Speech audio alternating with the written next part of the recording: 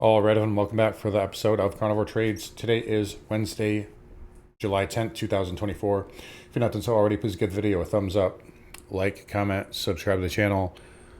Go and find me on carnivoretrades.com for swing trading alerts, analysis, and live day trading. Anyways, let's get into it today. So a lot to discuss here. So I didn't do a video yesterday. Well, we did, but it was an interview with Jason Shapiro, which was awesome. Great. Thanks for everybody commenting, and really got a great response from that. So again, thanks to Jason for coming on. And it was a really good discussion. If you haven't checked that out, it's on the channel, obviously.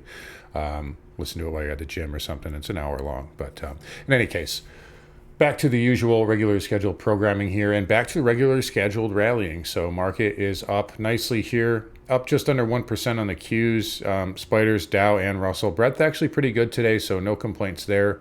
365 versus 136 advancers on the S&P, or advanced decline. Heat map pretty good. Only weakness is really coming from kind of really credit card companies. Banks themselves are holding up okay. KRE up nicely on the day, so pretty good breadth here. Again, we talked about it ad nauseum. I've talked about it ad nauseum. The breadth is not the be all end all. Anyway, but market is acting well here. Couple of things. So tomorrow we have CPI. I've already been hearing the stories and oh, that's it. It's leaked. That's why we're going high.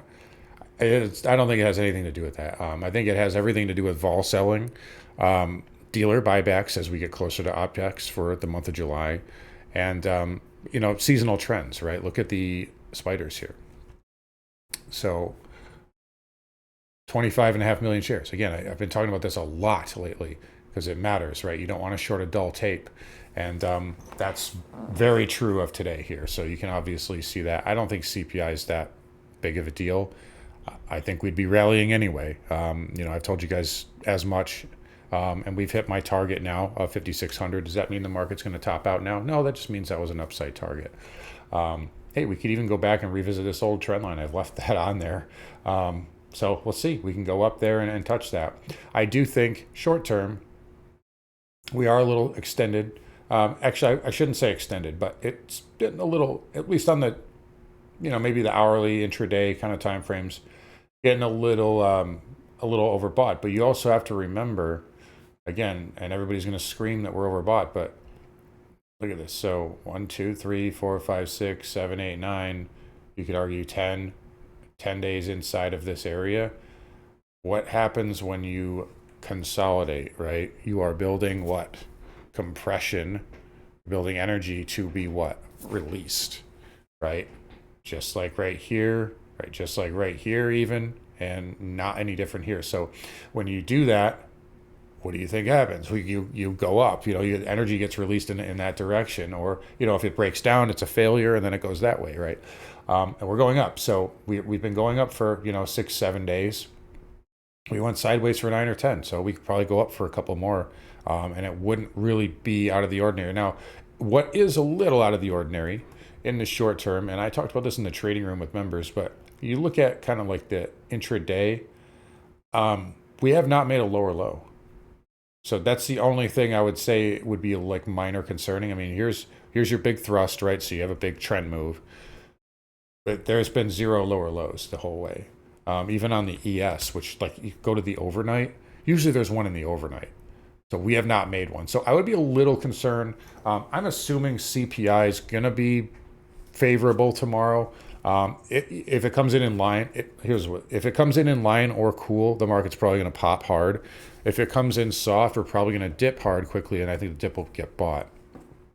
But if we do pop, I think just given how we've traded the last 6, 7 days, we're at increasing risk of like a gap and crap type action. Now, is that something you want to go all in short on? No, I don't think you want to go short. If you're day trading, that's fine. You can do whatever you want. But as far as swing trading, I don't think that's a good idea. We're still in a very supportive, very favorable period here.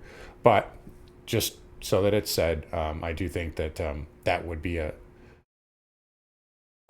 guess a risk factor, just given how muted. I mean, look at these moves yesterday. Look at how tight the range was. We haven't had a lower low attempt, like not even a dip attempt. So that would be a little bit of a concern. Again, it doesn't mean we're going to crash or anything. It doesn't mean we're going to go down and break the, you know, but I would just be on guard for that. That said, um, so I hear a lot of talk about euphoria, and that was a big talking point from yesterday. I still don't think we're even in, any sort of euphoric, stage outside of, like I just said, maybe in the immediate short term. We have not had a lower low intraday. Usually you're gonna get some type of a dip when that happens. If CPI is the excuse for that, so be it. But you still need, like, again, what do you guys, what, not you guys, but what does everybody tell me about? What does everybody tell us all about every single day? They won't be quiet about it, right? Equal weight, right? Equal weight, the equal weight S&P, we're going to zero because equal weight's not making all-time highs. Well, it's not like the equal weight's going down, right? But if that's the case, right, and it's not going up, how can there be euphoria? How can there be euphoria if IWM has done nothing in 5 years, right? By the way, I still have my buy signal on this. We'll talk about that in a minute. But I think in order to get a true euphoric move or true blow-off move, all this stuff has to start rallying, right? I own a ton of stocks right now that are doing, not a ton, but I own a good amount of stocks that are doing nothing right now. My best trades recently have pretty much all been indices. ES, SPXL, TQQQ. I've had a few single stock. We had Intel that worked out really well recently. We had Tesla. Granted, this has been absurd. I wish I bought, sold at 180, 189, 190, tried to rebuy and didn't get filled. So that's how the market works. But all my big trades lately have been on the indices or in the futures, right? It's the reason why I keep talking about dispersion over and over and over and over and over again, right? Look at the Russell intraday. We go down, right? Tech goes up, tech goes down, the Russell goes up. Oh, how's that happen? Because there's dispersion. So again, I don't think there's euphoria. And I think that if tech comes back in, which I think is likely, if you know your seasonal trends, I think that CPI could be a catalyst for the Russell and the Dow to pick up the slack and push up. By the way, the Dow, not far off all time. I just keep telling me, the Dow is lagging. They make it sound like it's crashing or something. We're at 397. The high is 400. It's not like it's that far off.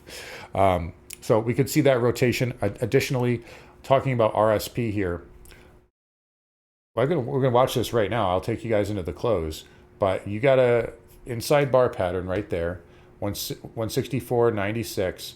If we close above that, that's a failure.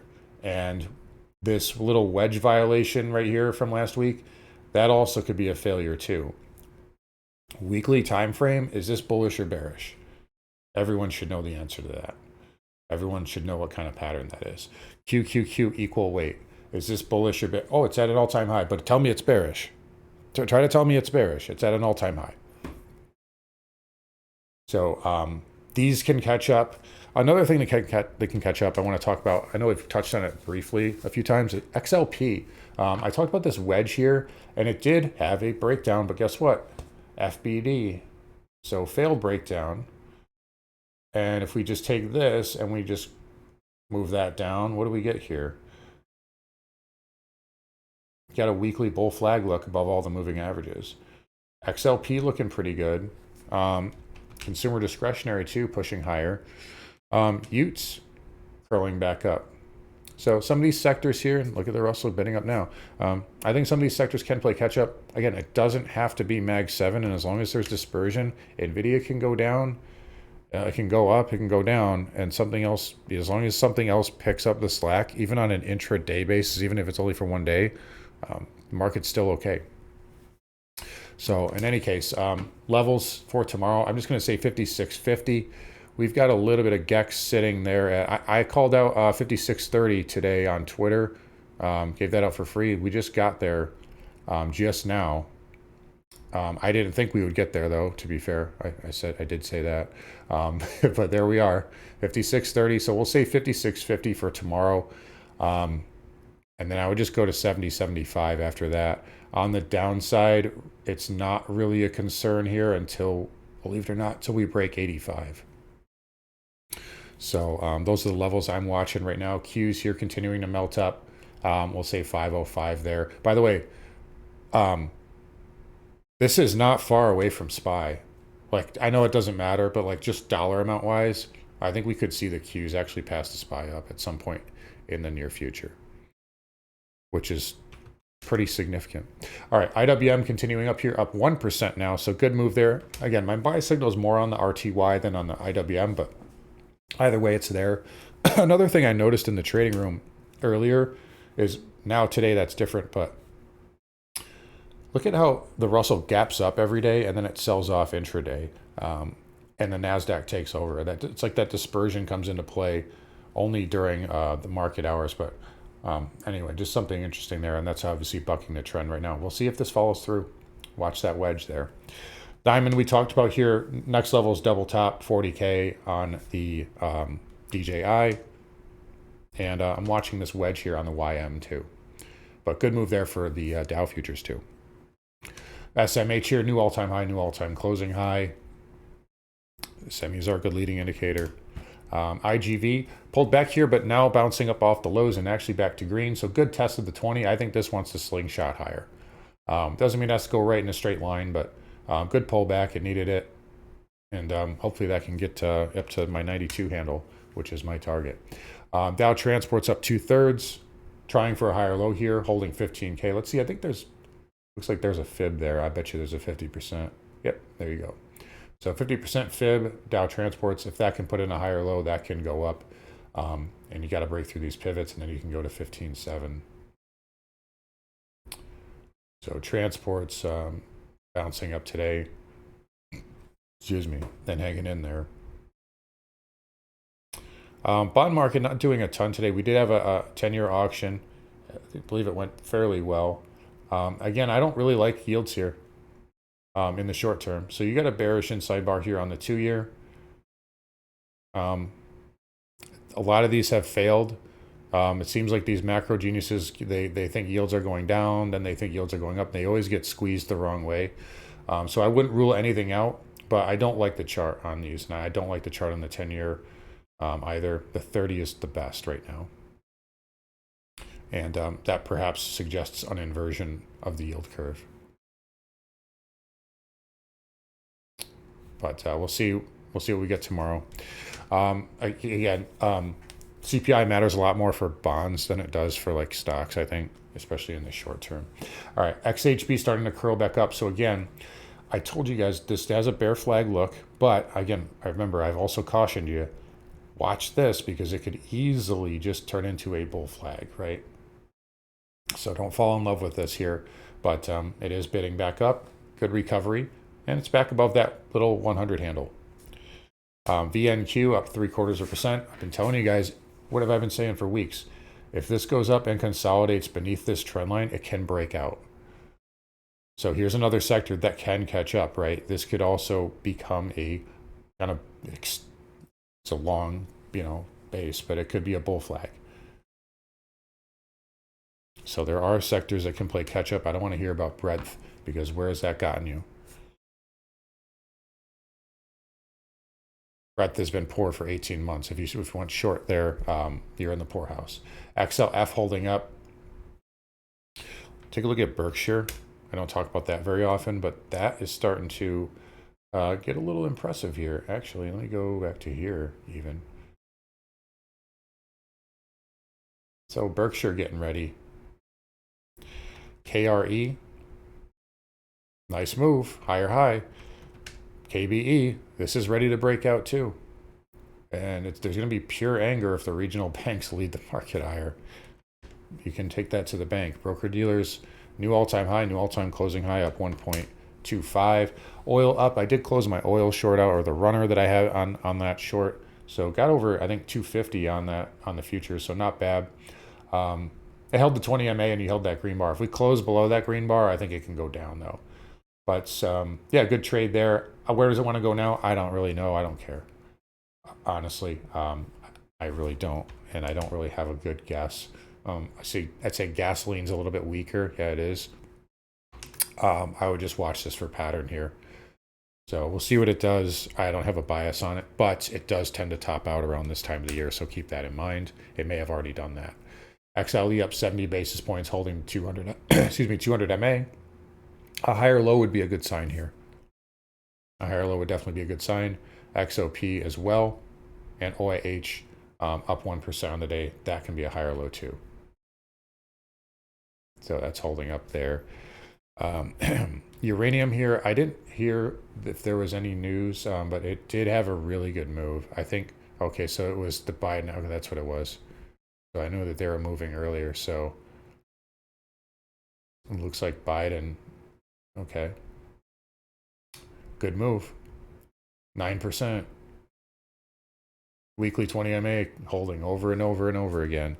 URNM, what have I been telling you? As long as it holds above this area, this can still be bull consolidation and a good outside move. NJ as well. Look at that outside move there. So uranium stock's getting a boost today. Nice move there. Nat gas continuing to grind here. Down just 2 cents. It came off the lows. We'll watch this. I still think there's a local low in place here. We have inventories tomorrow, so we'll see how which way they jerk it. Market's closing here in a few seconds. Dollar index, kind of a nothing burger. That'll get moved by the CPI. I don't even love this wedge that much anymore. I do like the bigger one, though. There's the bell, obviously. I do like this big one. So I don't really have the dollar breaking down. I still think it can break higher, but I told you guys there was a lot of resistance up here, and I wasn't kidding. And so it got hit pretty good. We'll see which way it goes tomorrow, though, with the CPI. Gold holding up. Seems like it was trying to price in a softer CPI this morning. It did come back in, but it's back above all the moving averages. And I'm thinking this is going to move. I think we're closer to a move than not, but I still think it's got a little bit more time. Same thing with silver, but this is still firmed up nicely. Resistance at 31.50, or excuse me, 31.75 to 32 in the short term. A little bit more consolidation can get us through there. Platinum up 1%. Oh, before I forget, GDX was really strong today. That looks pretty good to me. So if you gold bulls, I do like how GDX is behaving. So I'm glad I remembered that before I forget. That's really pretty good. The fact that it's leading like that. And the same thing with SIL here, up 4% today. So good move in those miners. That's always a good sign, as you guys know. But platinum up 1% here. Still grinding around. And still has higher lows. And then palladium here up 3/4. Struggling with that 200 MA, but a higher low here and then another push I think might mark a low. We'll see. It's a thin metal, so it does trade where it wants to and whenever it wants. Copper here up 2 cents. I'm indifferent on it. It needs to consolidate and then it can push up. I think I said 480, 489, 475, and 487 are your retrace levels there. All right, Bitcoin, not really doing a ton here. It had a nice pop in the overnight, but kind of came back in by the open. Again, for bulls, you don't want to see too much more of this. You want to see it kind of break out above 60. That's kind of the big level right now. And then then I think you could squeeze up to like 63. But a lot of chop here, a lot of chop here, and not a lot of follow through. Again, this isn't really typically a mover on CPI, but we'll see. Maybe that gives an excuse. By the way, remember last week when the market was going to crash because Bitcoin was a risk-off indicator? I remember. So anyway, spiders here, SPX closing at 56.33, new all-time high, new all-time closing high, and markets are very strong right now. So what would change that? A high volume reversal, over 100 million shares, 1% down day would indicate that there is maybe an interim top, but I don't think that's really happening at the moment. There's a reason why I said over and over and over that bears need to do damage before the 4th, and we're continuing to rally off that. So CPI tomorrow, we'll see. Do we get a dip? Do we get a gap and crap? Do we get another surge? We'll see. But again, markets are still pretty strong, and we've hit my one of my summer targets. So there you go. Anyways, guys, gonna wrap up here. You guys take care. Come find me on carnivoretrades.com. I'll see you guys all tomorrow.